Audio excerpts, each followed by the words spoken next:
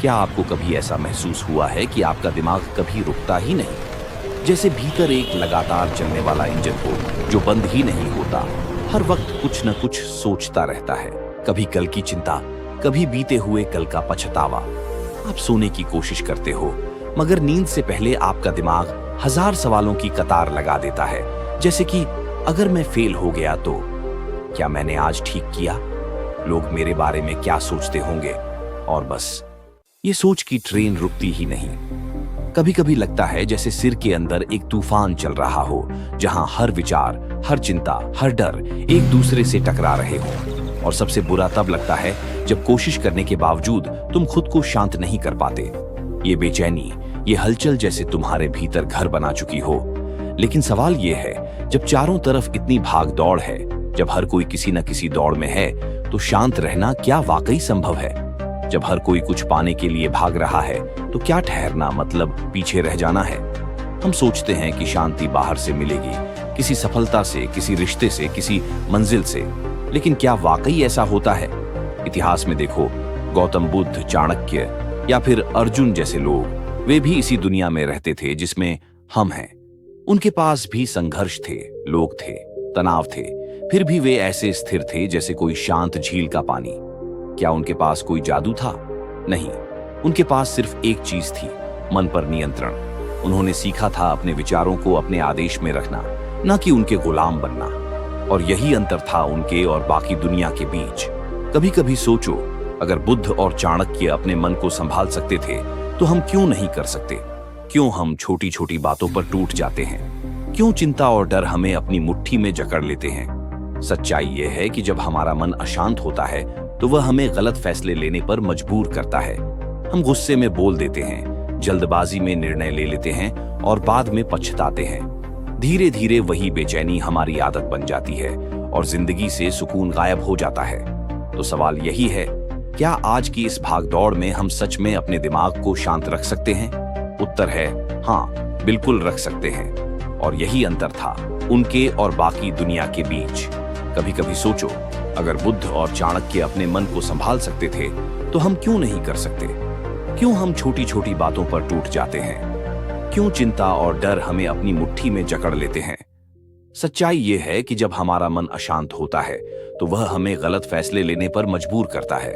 हम गुस्से में बोल देते हैं, जल्दबाजी में निर्णय ले लेते हैं और बाद में पछताते हैं। धीरे धीरे वही बेचैनी हमारी आदत बन जाती है और जिंदगी से सुकून गायब हो जाता है। तो सवाल यही है, क्या आज की इस भागदौड़ में हम सच में अपने दिमाग को शांत रख सकते हैं? उत्तर है हाँ, बिल्कुल रख सकते हैं। लेकिन उसके लिए हमें वही सीखना होगा जो बुद्ध और चाणक्य ने हजारों साल पहले सिखाया था। पहला उपाय, स्थिरता का अभ्यास, ध्यान। एक दिन एक युवक बुद्ध के पास गया और बोला, जब किसी से बात कर रहे हो तो पूरी तरह वहां रहो, जब काम करो तो बस उसी काम में डूब जाओ। यही वर्तमान में जीने की कला है और यहीं से आती है सच्ची शांति।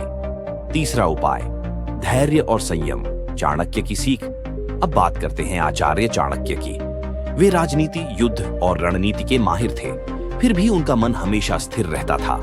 कभी गुस्सा उन पर हावी नहीं होता था, क्योंकि वे जानते थे, जो व्यक्ति अपनी भावनाओं को नियंत्रित कर लेता है, वह अपने भाग्य को भी नियंत्रित कर सकता है।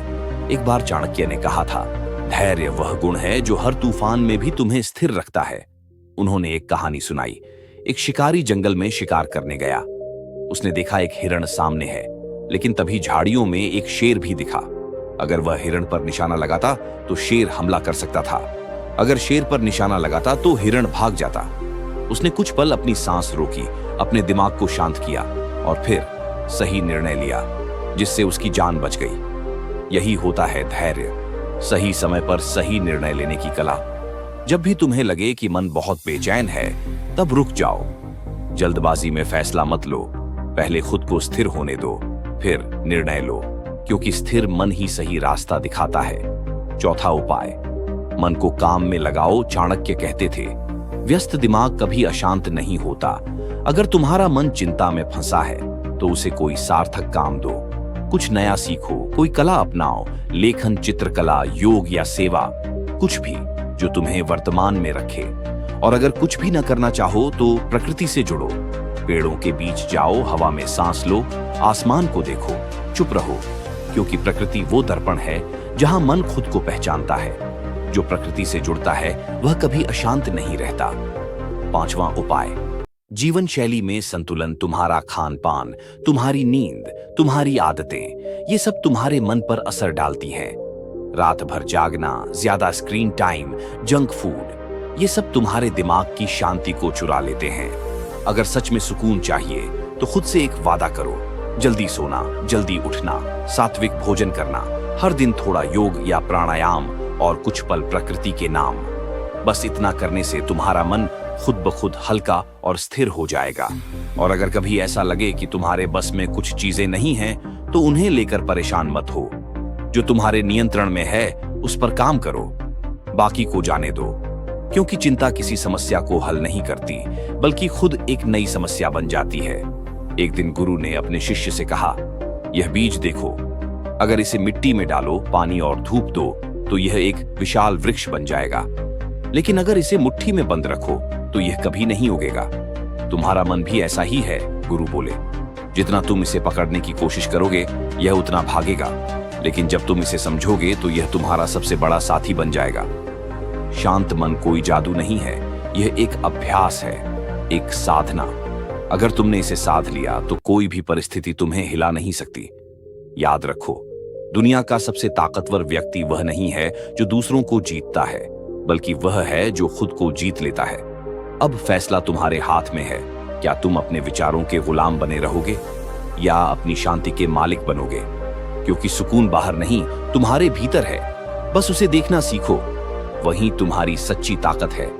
दोस्तों, अगर इस वीडियो ने आपके दिमाग का बोझ थोड़ा सा भी हल्का कर दिया हो, तो एक छोटी सी गुजारिश है, वीडियो को लाइक जरूर करें, ताकि हमें पता चले कि ऐसी बातें आपके दिल तक पहुंच रही हैं। और हाँ, अगर आपके किसी दोस्त या परिवार के सदस्य को भी ज्यादा सोचने की आदत है, तो उनके साथ इस वीडियो को शेयर करें।